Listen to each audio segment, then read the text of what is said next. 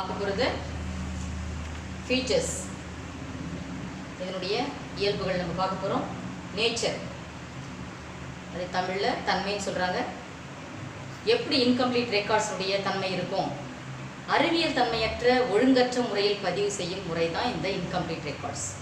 Scientific method பிரகாரமாக இதை record பண்ணாதப்ப இது இன்கம்ப்ளீட் ரெக்கார்ட்ஸ், முழுமை பெறா பதிவேடுகள் அப்படின்னு சொல்கிறாங்க.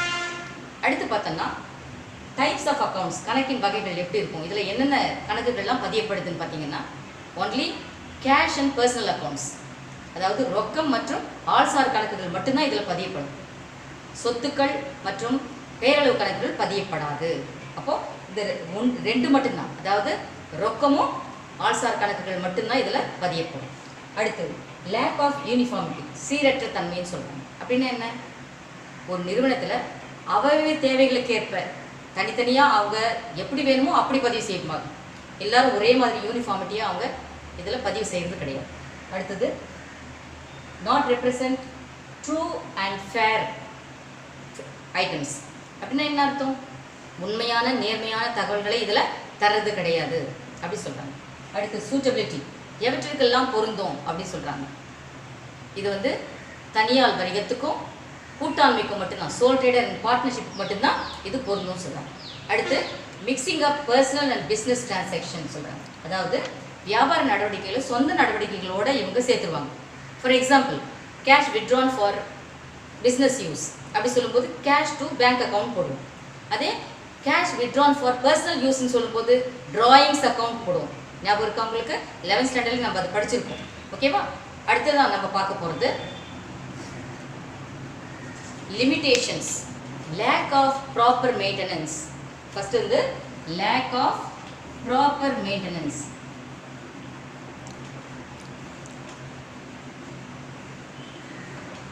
அப்படின்னா என்ன அர்த்தம்? பதிவேடுகள் முறையாக பதியப்படாமல் இருக்கும். சரியா? அடுத்து difficulty in preparing trial balance, இது இருப்பாய்வுகளை சரியாக தயாரிக்க முடியாது. அடுத்து difficulty in ascertaining true profitability of business, உண்மையான லாபத்தை இவங்க கண்டறிய முடியாது. புரியுதா? அடுத்ததான் difficulty in ascertaining financial position, நிதி நிலைமையை சரியாக இவங்க அறிய முடியாது. அடுத்து errors and frauds cannot be detected from easily. சரியா? Errors and frauds cannot be detected easily, தவறுகளையும் மோசடிகளையும் எளிதாக இதில் கண்டறிய முடியாதுன்னு சொல்கிறாங்க. அடுத்து unacceptable to government and other authorities, இது அரசு மற்றும் பிற அதிகாரிகளுக்கு ஏற்புடையதாக ஒரு கணக்கேடுகள் கிடையாது. அதனால தான் இது லிமிட்டேஷன் சொல்கிறாங்க. சரியா? என்னென்ன? Lack of proper maintenance, difficulty in preparing trial balance, difficulty in ascertaining true profitability and difficulty in ascertaining financial position, errors and frauds cannot be detected.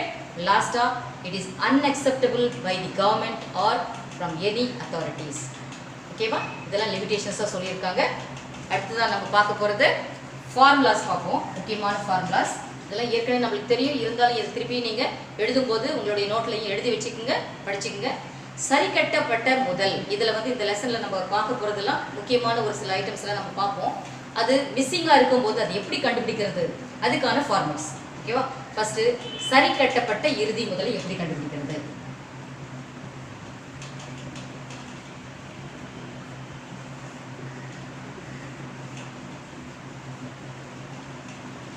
இது கொஸ்டின் மார்க்காக இருக்கும் உங்கள் கேள்வியில். இது எப்படி கண்டுபிடிக்கிறதுன்னு கேட்டால், இதுக்கு in English adjusted closing gap.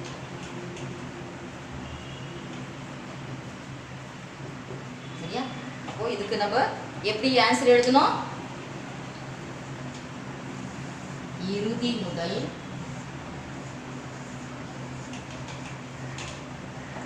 கூட்டல் எடுப்புகள்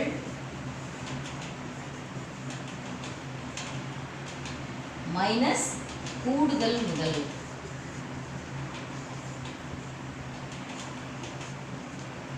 என்னது? இறுதி முதல்னா closing stock plus drawings minus additional capital.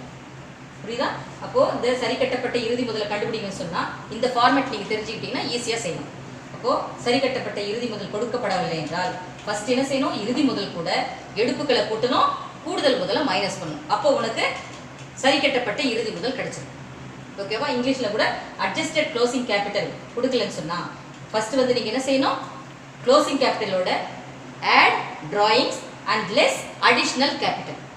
Then you will get adjusted closing capital. Do you follow? Okay. அதிலே ரெண்டாவது லாபம் அல்லது நட்டம். இதை கண்டுபிடிக்கணும்னா சரியா? Profit or loss.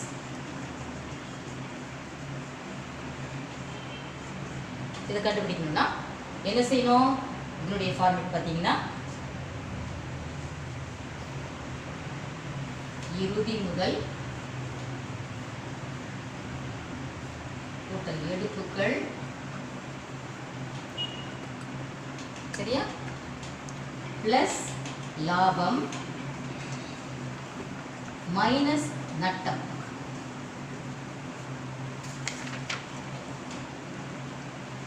சாரி, இறுதி முதல் கூட்டல் எடுப்புகள் மைனஸ் கூடுதல் முதல்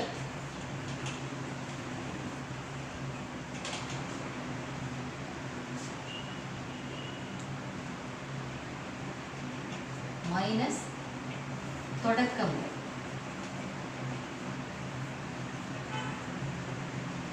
சரியா? ப்ராஃபிட் லாஸ் கண்டுபிடிக்கணும்னா ஃபர்ஸ்ட் என்ன செய்யணும்? இறுதி முதல் கூட எடுப்புகளை கூட்டணும், கூடுதல் முதல்ல மைனஸ் பண்ணணும், தொடக்க முதல்ல மைனஸ் பண்ணணும். அப்போ உனக்கு வந்து லாபம் அல்லது நட்டம் கிடைக்கும். சரியா? இந்த லாபம் அல்லது நட்டம் கிடைக்கும் பொழுது எப்படி அது லாபம் கண்டுபிடிக்கிறது, எப்படி நட்டம் கண்டுபிடிக்கிறதுன்னு சொல்லிட்டு நீங்கள் கேட்கலாம் இல்லையா? நான் இப்போ ஒரு சம் செஞ்சு காமிப்பேன், அப்போ உங்களுக்கு அங்கே ஒரு சின்ன நோட்டு கொடுப்பேன், அதை நீங்கள் பார்த்துக்குங்க. கண்டிப்பாக அது உங்களுக்கு ஈஸியாக இருக்கும். So in English, if suppose you have to find out the profit or loss, first you add with the closing capital drawings. Add with the closing capital drawings less additional capital less opening capital. சரியா? இப்படி பண்ணீங்கன்னா உங்களுக்கு என்ன கிடைக்கும்? Profit or loss கிடைக்கும். ஓகேவா? அடுத்ததான் நம்ம பார்க்க போகிறது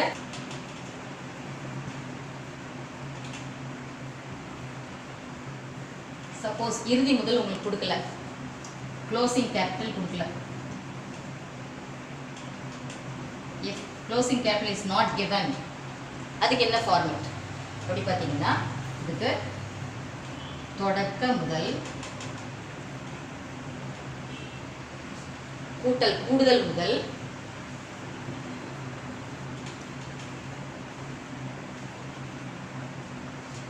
கூட்டல் லாபம் கழித்தல் நட்டம் கழித்தல் எடுப்புகள். ஸோ க்ளோசிங் கேபிட்டல் கொடுக்கலன்னு சொன்னால் opening capital plus additional capital plus profit. ப்ராஃபிட்டாக இருந்தால் ஆட் பண்ணணும், லாஸாக இருந்தால் லெஸ் பண்ணணும், அண்ட் லெஸ் ட்ராயிங்ஸ். இப்படி பண்ணிங்கன்னா உங்களுக்கு க்ளோசிங் கேபிட்டல் கிடைச்சிடும். ஓகேவா? அடுத்ததான் நம்ம பார்க்க போகிறது statement of profit or loss for the year ended அப்படின்னு கேள்வி கேட்குறாங்க. அதுதான் நம்மளுக்கு நிறைய கணக்குகள் கொடுத்துருக்காங்க. அதுக்கு முதல்ல calculation of profit or loss, அதுக்கு ஒரு ஃபார்மேட். ஓகேவா?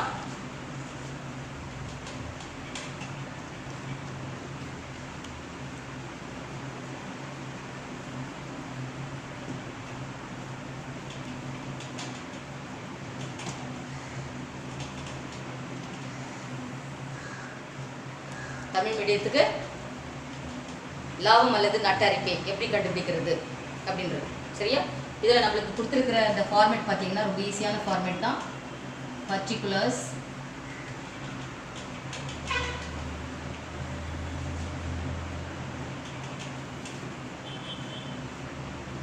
தொகை.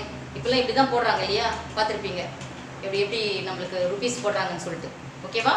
ருபீஸ்ன்னு போடுறதில்ல, இப்போ இப்படி தான் போடுறாங்க, பார்த்துக்குங்க. ஓகே, இப்போ ஃபஸ்ட்டு என்ன செய்யணும்? இதனுடைய நம்மளுக்கு ஃபார்மேட் பார்த்தீங்கன்னா ஃபஸ்ட்டு க்ளோசிங் கேபிட்டல்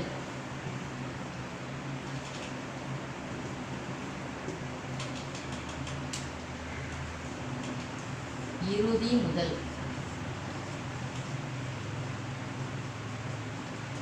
ஒரு அமௌண்ட். ஓகேவா? இது கூட என்ன ஆட் பண்ணணும்னு சொன்னா ஆட் drawings.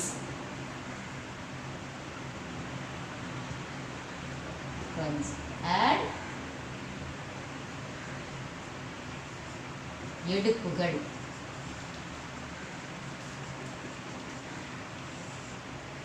சரியா? அப்ப இங்க நம்மளுக்கு ஒரு அமௌண்ட் கிடைக்குமா? அது அப்படியே இருக்கட்டும். அடுத்து லெஸ். இது ஆட் இப்படி எழுதினாலும் சரி, பிளஸ் குறி போட்டாலும் சரி. ஓகேவா? லெஸ் என்ன பண்ணணும்? Additional capital.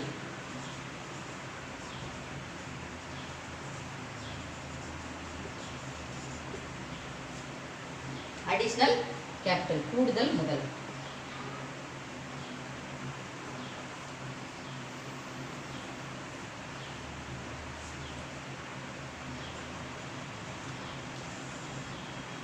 ஓகேவா?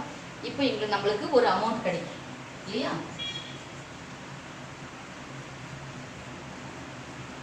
இந்த அமௌண்ட் தான் நம்மளுக்கு அட்ஜஸ்டிங் க்ளோசிங் கேபிட்டல். இந்த அமௌண்ட் என்னது? அட்ஜஸ்டிங்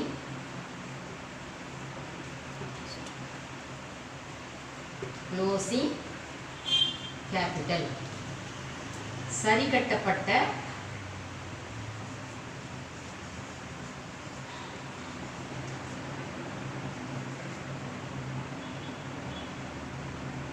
இறுதி முதல். சரியா? இதுதான் நம்மளுக்கு சரி கட்டப்பட்ட இறுதி முதல். ஓகேவா? இப்போ இது கூட என்ன லெஸ் பண்ணணும் அப்படி சொன்னா லாஸ்டா லெஸ் ஓப்பனிங் கேபிட்டல்.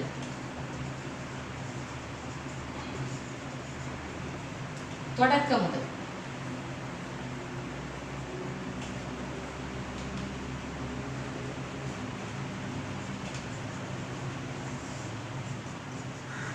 லாஸ்ட் நம்மளுக்கு கிடைக்கிறது தான் லாபம் அல்லது நட்டம். இங்க என்ன கிடைக்கும்? ப்ராஃபிட் ஆர் லாஸ் நம்மளுக்கு கண்டுபிடிக்கலாம். ஓகேவா? இந்த ஃபார்மேட்லாம் உங்களுக்கு புக்கில் கொடுத்துருக்கு, நீங்கள் அதை பாருங்கள். இப்போ நம்ம ஒரு ப்ராப்ளம் செய்வோம், இதில் அதையும் ஃபாலோ பண்ணிக்கலாம். நான் வந்து எக்ஸாம்பிள் சம் செய்யல, உங்களுக்கு எக்ஸசைஸ் சம் தான் செஞ்சுருக்கேன். எக்ஸாம்பிள் சம் ஆல்ரெடி உங்கள் புக்கில் ஒர்க் அவுட் பண்ணியிருக்கு. இதை பார்த்துட்டு நீங்கள் அதையும் நீங்கள் ஒரு முறை பார்த்து எல்லாத்தையுமே நோட்டில் ஒர்க் அவுட் பண்ணி பார்க்கலாம். ஓகேவா? நம்ம இப்போ பார்க்க போகிறது எக்ஸசைஸ் நம்பர் 1. சரியா? எல்லாரும் கவனிச்சுக்கோங்க. அந்த கொஸ்டின் எடுத்து பாருங்க. இங்கே என்ன கேட்டிருக்காங்க? Prepare a statement of profit or loss account அப்படின்னு கேட்டிருக்காங்க. அதில் எல்லாம் கொடுத்துருக்காங்க, எல்லா ஐட்டம்ஸ் நம்மளுக்கு கொடுத்துருக்காங்க. க்ளோசிங் கேபிட்டல் கொடுத்துருக்காங்க, டிராயிங்ஸ் கொடுத்துருக்காங்க, அடிஷனல் கேபிட்டல் கொடுத்துருக்காங்க, அப்புறம் ஓப்பனிங் கேபிட்டல் கொடுத்துருக்காங்க, எல்லாமே கொடுத்துருக்காங்க. So we have to find out the profit or loss for that year ended. என்ன டேட் கொடுத்துருக்காங்களோ அந்த மாதிரி நீங்கள் எழுதணும். ஓகேவா? ஒவ்வொன்றுத்துக்கும் நம்மளுக்கு ஒரு டேட் கொடுத்துருக்காங்க. So prepare a statement of profit or loss account for the year ended 31st March அப்படின்னு கேட்டிருக்காங்க. அப்போ நம்ம இங்கே அந்த ஸ்டேட்மெண்ட் அப்படி எழுதணும். எழுதாமல் நம்ம ஆன்சரை எழுதக்கூடாது. ஸோ அந்த ஃபார்மெட்டில் வந்து மேலே நம்ம என்ன எழுதணும்? Statement of profit or loss account for the year ended 31st March அப்படின்னு எழுதிட்டு அதுக்கப்புறம் இந்த ஃபார்மெட்டை எழுதி நம்ம ஃபஸ்ட்டு வந்து ஃபார்மெட் எழுதி முடிச்சிருங்க. எழுதிட்டு அதுக்கப்புறம் ஒவ்வொரு ஆன்சராக நீங்கள் ஃபில் பண்ணிங்கன்னா கரெக்டாக நீங்கள் ஆன்சர்ஸை போட்டுடலாம். ஓகேவா? ஸோ ஃபஸ்ட் எக்ஸசைஸ் இருக்குமே, தமிழ் மீடியம் இங்கிலீஷ் மீடியம் பார்த்துக்குங்க.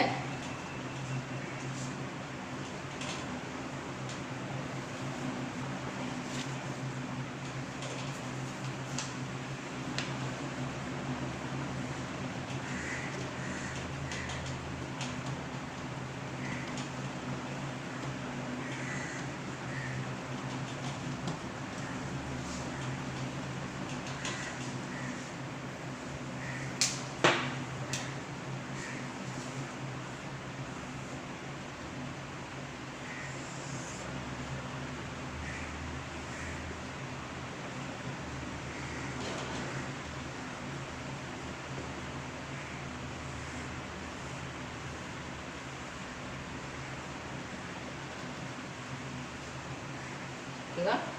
இப்போ நம்ம இதில் கொடுத்துருக்குற ஐட்டம்ஸ் எல்லாம் பார்க்கலாம். அதுக்கு முன்னாடி நான் சொன்னேன் நீங்கள் ஃபார்மேட்டை கரெக்டாக எழுதிக்கிட்டே வந்துட்டு அதுக்கப்புறம் நீங்கள் அமௌண்ட்லாம் ஃபில் பண்ணிக்கலாம். ஓகேவா? ஃபஸ்ட் என்ன செய்யணும்? க்ளோசிங் கேபிட்டல் அமௌண்ட் கொடுத்துருக்கு இல்லையா? என்ன அமௌண்ட் கொடுத்துருக்கு? 8,50,000 புக்கில் கொடுத்துருக்கா? ஓகே. இதோட add drawings கொடுத்துருக்கா?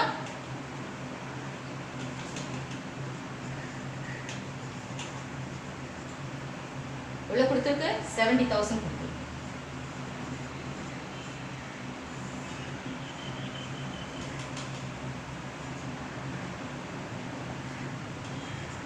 $9 lakh 20,000. ஓகே. லெஸ் அடுத்து நம்ம ஃபார்முலா பார்த்த மாதிரி என்னது? அடிஷனல் கேபிட்டலை நம்ம லெஸ் பண்ணணும். Additional capital introduced.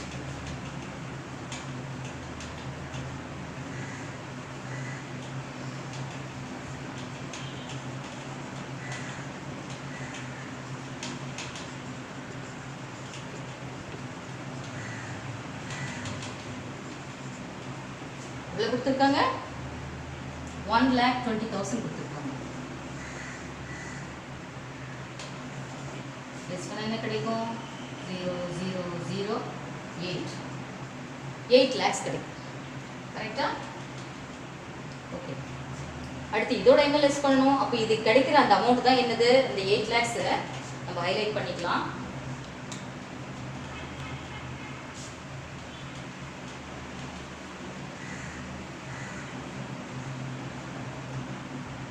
இந்த 8 lakhs தான் என்னது? adjusted closing capital. இதுதான் என்னது? adjusted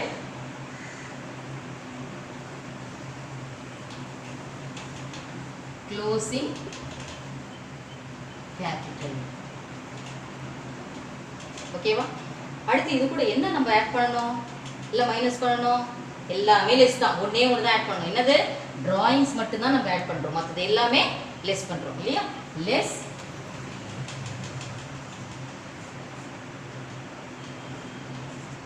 opening capital. Opening capital எவ்வளவு கொடுத்துருக்காங்க? 5 lakhs கொடுத்துருக்காங்க.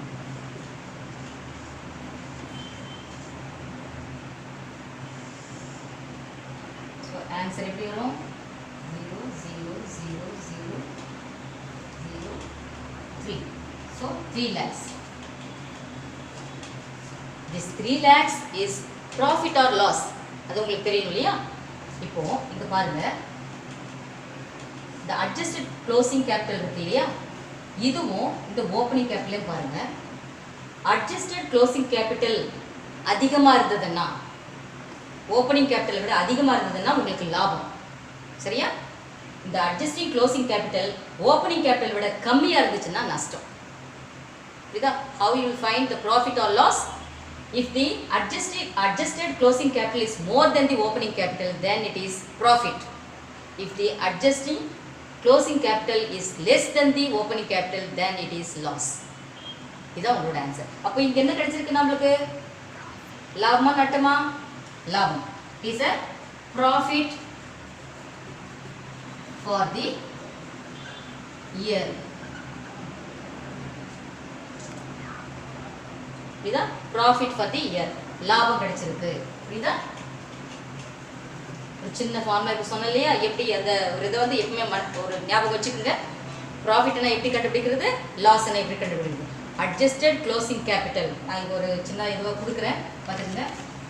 ACC adjusted closing capital is more than OC அப்படின்னு ஞாபகம் வச்சுக்கோங்க. Adjusted closing capital is more than opening capital, then it is profit. அப்போ ஆப்போசிட்டா நீங்க வந்து அதை ஞாபகம் வச்சுக்கலாம். ஓகேவா? குட்.